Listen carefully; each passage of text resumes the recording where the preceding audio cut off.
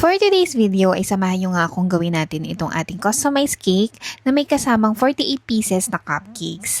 So, familiar ba kayo sa mga Sanrio characters? So, ang gagawin natin ngayon na team ay si Melody. Si Melody ay isa sa mga Sanrio characters, guys.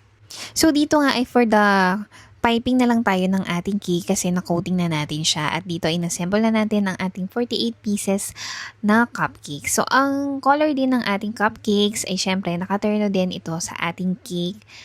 Ang kulay nito ay pink din. So, simple lang naman yung piping nito at wala na siyang masyadong design. Then, after nating magawa itong ating cupcakes, syempre nagawa naman tayo ng ating customized toppers.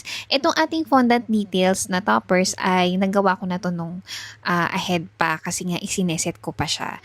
So guys, if you're looking for a customized cakes, pwede kayong mag-drop by sa 749 Ipantalyon Street, Barangka Drive, Mandaluyong City, and kindly look for Mel, or pwede kayong mag-chat sa aming page sa Bake by Miss Zamora. Yan lang. See you sa next vlog!